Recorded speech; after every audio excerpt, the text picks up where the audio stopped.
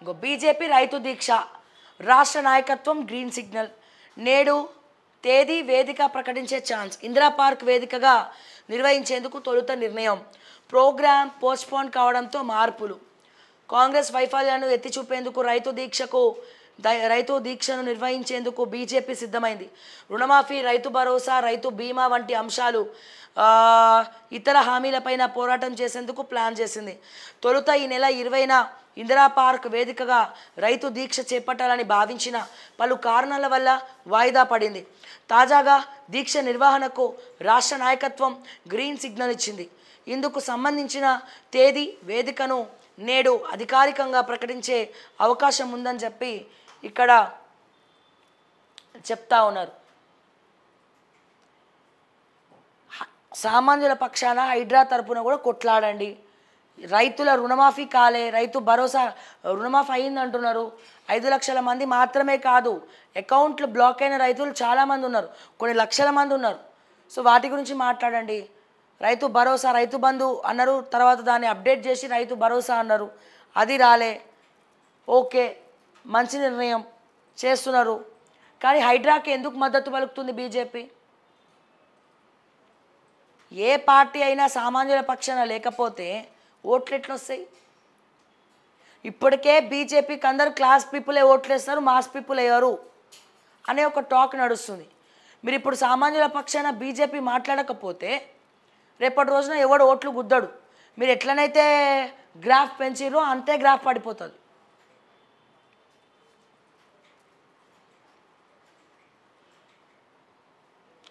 అమృత్పై Congress BRS డ్రామాలు. అవినీతి బయటికి రావాలంటే సివిసి విచారణ కోరాలి. లేఖ రాస్తే విచారణ జరిపేందుకు నేను ఒప్పిస్తా. కేంద్ర హోంశాఖ సహాయ మంత్రి బండి సంజయ్. సార్ బండి సంజయ్ గారు, అట్లాగే Naveen Mittal IAS, Smita Sabharwal IAS, and అదే రకంగా అరవింద్ కుమార్, జయేష్ రంజన్, అమయ్ కుమార్, తర్వాత ఎవరు వాళ్ళు చెప్పి పేరు మర్చిపోయినా, సింగరేణి శ్రీధర్, శరత్, రజత్ కుమార్, సోమేష్ కుమార్, ఆ ఫోన్ ట్యాపింగ్ అని పారిపోయి కూర్చుంటు కదా అమెరికాలో, ప్రభాకర్ రావు, వీరందరిది కూడా లేఖ రాయండి కేంద్రానికి మీ తరపున. వీళ్ళ అవినీతి చిట్టా ఎన్జీఓటీలో వీళ్ళ ఆస్తులు ఎందుకు నమోదయ్యలేవు, ఎన్ని వేల కోట్లు సంపాదించిన అనేది బండి సంజయ్ గారు సూటిగా మీకేస్తున్న ప్రశ్న. తెలంగాణలో ఐఏఎస్ ఎవడోడు ఎంత మెక్కిండో బండి సంజయ్ గారు మీకు కూడా తెలుసు. తెలిసి కూడా బీజేపీ సైలెంట్గా ఉందంటే నేను ఏమనుకోవాలి దాని గురించి? సో మీరు కూడా వాళ్ళని ప్రశ్నించాలా? దీని గురించి కూడా లేఖ రాయండి. సోమేష్ కుమార్, మళ్ళా చెప్తున్నా, రజత్ కుమార్, నవీన్ మిట్టల్, అరవింద్ కుమార్, జయేష్ రంజన్, స్మితా సబర్వాల్, సింగరేణి శ్రీధర్. ఎన్ని ఇల్లీగల్ పనులు చేసిండు ఆ శ్రీధర్ అయితే. శరత్, ప్రభాకర్ రావు, ఇంకొంతమంది ఉన్నారు, అందరు రావులు, వాళ్ళ పేర్లు కూడా తీస్తున్నాం బయటికి. సో వాళ్ళందరి మీద కూడా యాక్షన్ తీసుకుంటుందా కేంద్ర ప్రభుత్వం? కేంద్ర ప్రభుత్వం ప్రాతినిధ్యం వహిస్తున్నటువంటి ఎన్జీఓటీలో వీళ్ళ ఆస్తులు నమోదై లేనప్పుడు మీరు అక్కడే క్వశ్చన్ చేయాలి కదా, ఎందుకయ్యా ఇవి నమోదై లేవని. మీకు ఆస్తుల చిట్టాలు కావాలంటే మేము తెచ్చిస్తాం, రెడీగా ఉన్నాం. మీకు ఆస్తుల చిట్టాలు ఇవ్వడానికి రెడీగా ఉన్నాం. మీరు యాక్షన్ తీసుకుంటారా? నేను సూటిగా బండి సంజయ్ గారిని అడుగుతున్నా, యాక్షన్ తీసుకుంటారా? తీసుకోండి.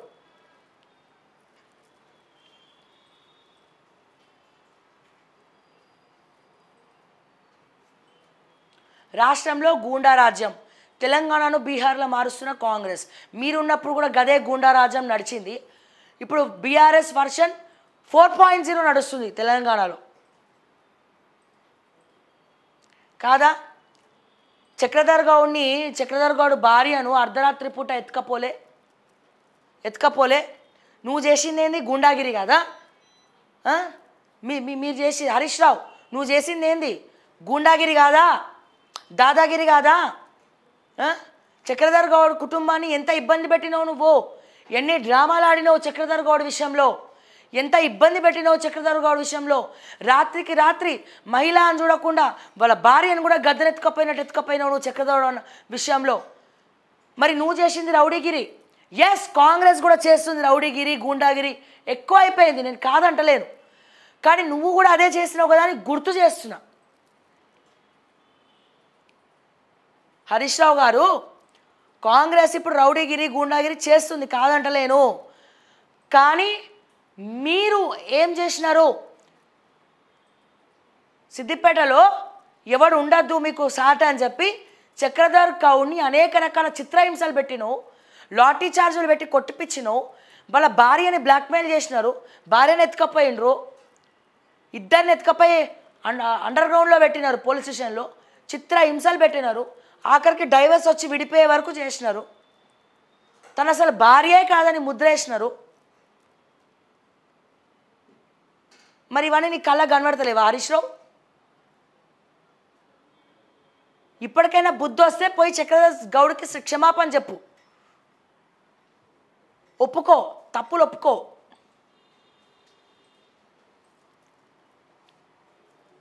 అట్లా అని కాంగ్రెస్ చేయట్లే అంటలేను నేను. కాంగ్రెస్ ఇంకా ఇంకా రెచ్చిపోతుంది, చెప్తున్నా కదా, రెచ్చిపోతుంది. ఏదో రోజు పుచ్చిపోతుంది కూడా డెఫినెట్గా. టైం వస్తుంది, ప్రతి ఒక్కడికి టైం అనేది వస్తుంది. ఆ టైంలో కాంగ్రెస్ గ్రాఫ్ అమాంతం. ఇక జీవితంలో తెలంగాణ ప్రజలు కాంగ్రెస్కి నమ్మరు, రేవంత్ రెడ్డిని అసలే నమ్మరు.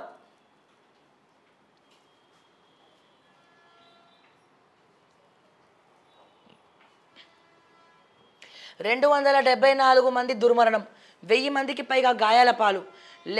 లెబనాన్పై ఇజ్రాయెల్ భీకర దాడులు. లెబనాన్ దక్షిణ సరిహద్దు భాగంలోని ప్రజలు ఇండ్లు ఖాళీ చేయాలి. తొలుత ఇజ్రాయెల్ ఆర్మీ అల్టిమేటం, కొన్ని గంటల వ్యవధిలో దాడులు. అట్లాగే లెబనాన్ దక్షిణ ప్రాంతంపై ఇజ్రాయెల్ యుద్ధ విమానాలతో భీకర దాడులు జరిపింది. ఇందులో 274 మంది లెబనాన్ పౌరులు ప్రాణాలు కోల్పోయారు. దాదాపు 1000 మందికి పైగా గాయాల పాలయ్యారు. ఈ దాడులు చేయడానికి ముందు లెబనాన్ దక్షిణ సరిహద్దు భాగంలోని ప్రజలకు ఇండ్లు ఖాళీ చేసి వెళ్ళిపోవాలని ఇజ్రాయెల్ ఆర్మీ అల్టిమేటం జారీ చేసింది. అనంతరం కొన్ని గంటల్లోనే యుద్ధ విమానాలతో ఇజ్రాయెల్ విరుచుకుపడింది. ఇంకెన్ని రోజులు సార్ ఈ ఇజ్రాయెల్ యుద్ధము? ఇంకెన్ని రోజులు? ఇది యూనివర్సల్ ప్రాబ్లం. ఒక్క దగ్గర యుద్ధం వస్తే యావత్ ప్రపంచం అంతా నష్టపోతుంది. ఎందుకంటే ఆ దేశం ఈ దేశంకి వస్తాయి, ఈ దేశంకి ఆ దేశంకి వస్తాయి. యూనివర్సల్ ప్రాబ్లం ఇది.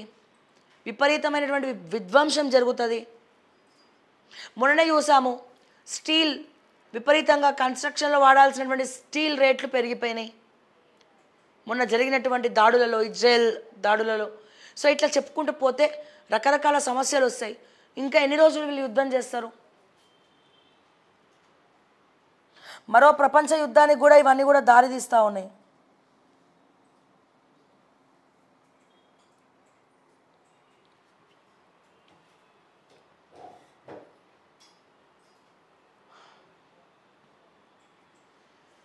ఇగో కొత్త నిర్మాణాలకు హైడ్రా క్లియరెన్స్ కంపల్సరీ అంట. కొత్త నిబంధన తీసుకురానున్న సర్కార్. జిహెచ్ఎంసీ చట్ట సవరణలో కీలక క్లాజ్. ఎఫ్టీఎల్ బఫర్ జోన్ల నిర్ధారణ కోసం ప్రభుత్వ స్థలమో కాదో తేల్చేందుకు సైతం అన్నీ సక్రమంగా ఉన్న తర్వాతే గ్రీన్ సిగ్నల్. లీగల్ కసరత్తు చేస్తున్న లా డిపార్ట్మెంట్ కూల్చివేతకు ముందే నివారణ దిశగా దృష్టి పెట్టాల.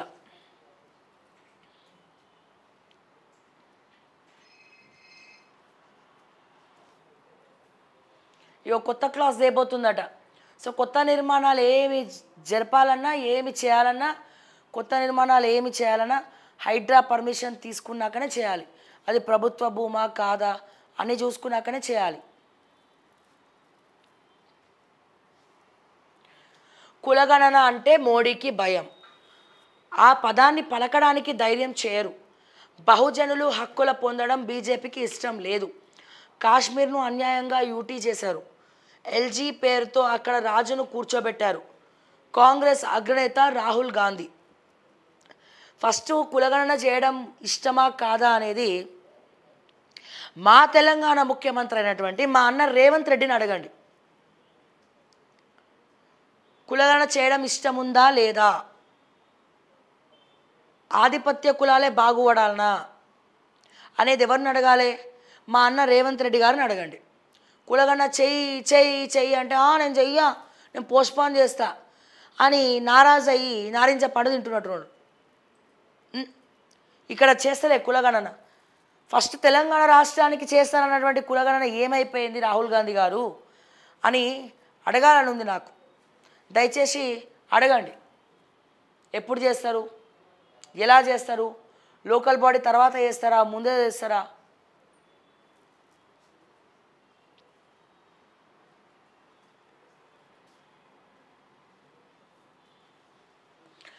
చైల్డ్ పోర్నోగ్రఫీ చూడడం నేరమే. ఆ వీడియోలను డౌన్లోడ్ చేసిన చైల్డ్ పోర్నోగ్రఫీ అని వాడటంపై నిషేధం. Child sexual exploitation and abusive మెటీరియల్గా మార్చండి. అందుకు అనుగుణంగా పోక్సో చట్టానికి సవరణలు చేయండి. పార్లమెంటుకు సుప్రీంకోర్టు సూచన.